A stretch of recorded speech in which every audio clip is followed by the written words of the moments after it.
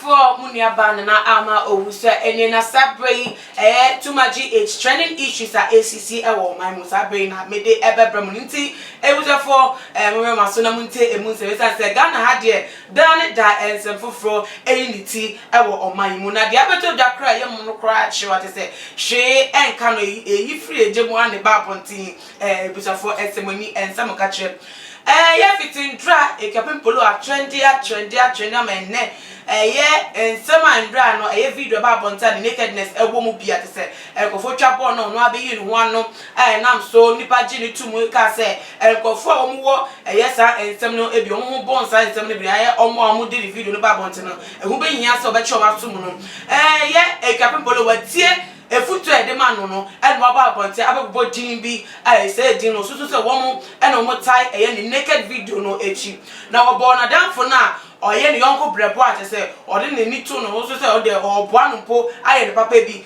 do idi ni sabone di video no esene ma awodo enkofa awodo no obo ni se ne din Edi Susan na ebie mo nso no sa Susan yi awe na danfo no send video no edema efia Schwarzenegger achi palago te se enkofo bi omo ka ho se womo enhye gu eye okapin polo no edima se se womo mpena se na womo no beef ana so womo no big grudge na no ena te se okoka efia Schwarzenegger sem na efia Schwarzenegger so fa ni phone post in 2017 picture bia wode etu dwa ede bre no kire ho nsem tete so wo krampo ma fa o se nua na me fa o se nua na asemesia te se wo be yi me boni aye ena me so me kire pa na no aka se fa so na kire se wa te se dada se eye kapin polo wode ne nenam bebi oye adwuma wo Pinaman cosmetics te se oye advertisement ba mo no wode nenam ho ate se wo kaka nsem ede afa no ho na numpo no won fa anya asem ye na sa bre ya no ho asem apa te se ye ngwasa asem se wode no be from dia eno no so be kire ne se ono aka so ene boss di dada aso no ono ekapin polo ede ne ho ebe bata ne ho te no no ne sema ono so ede beto abonte na kwese asem no efia Schwarzenegger blame me ekapin polo se ono ene ese no ede ama Pinaman cosmetics now so blogger bi Instagram blogger ono so de ensem bi organ ha bia fa no hwe ano onimuni nia mu bi ono so sa kire se oye ekapin polo ni godmother te se bibi ebesi bi afa ekapin polo hu no what se ne edema na te so oye witness se ekapin polo se na nkofo egeka no enye no kre se sa na assembly tite what the various post ebiem nso no videos bi any voice note bi abeto aponte no ode kire sa accusation na Schwarzenegger edibeto polo so no enyina polo nko eso polo nko na te se ope fame desperately opese nkofo enfa ensembone nkofo enka ensembone enfa no so na ode be trending na most of the celebrities we Ghana ha say ayen ajo matum se wo de wo celebrities wo di mu te se wo madwuma and wo hweso no wo dodo na so sene bloggers for pictures any all sort of DMs say ebeya enkomo nsema enye se de beya ombetimi a trend no magidin ewo manto bi okrapa obeti se obi ayasem obi edi semoni bi obi ayade bi a che so anu bekomu krapo no na ono emu anu abetua blogger ka se one man no te se trend eno aninti na sa ensem no koso na those go celebs no wo posti sa videos na num no esi odo edin ebe mu bi se na Pinaman cosmetics owura oda no mami penimu oda no se na wo celebrities a ono afọ mo se brand ambassadors a wo mo promoting the product no se we ka we wan sema no abe posti e de ma te se wa seni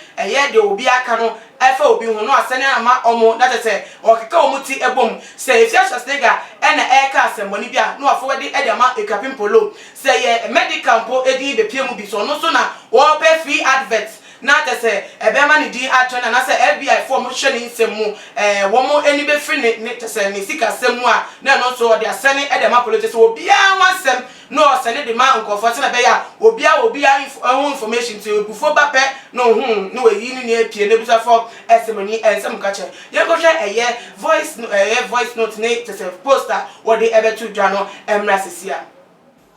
Hello madam me da wasi bebre nya me shira because I was surprised and then Crawford started say omo target me no I was shocked but you know why me buy no I've never harmed anybody, do anything. A few odoyi now sending, she knows what she did. I was shocked because Shatawale never charged me a penny. So Shatawale charged me scar and come to me, yes, sir. Shatawale did a door, na catch me say me dear mama. Me who ya say Shatta, I send me message say, Akolano akika say afa me. When I say efia, the way me see kasacha wini polo kramina me say montem. I did so much. I didn't know as I said to me call cancer my enya no cray a Shatta. Oh, I say before your home mobile. Bibi biana and koso because what do we mean bibi ni bata ho kra no sell. And then me who I imagine say mo person must destroy me. Nipa bi na hye etre nipa kro mi nim ono anso nim se minim because what they akoto obi anim ma anya bone o me hu a screenshot na circulate no ehwa na me free nipa ne se misraw de wo na mo circulate nti no me pa chaw jai advert ni here for now because minko no empo nipa.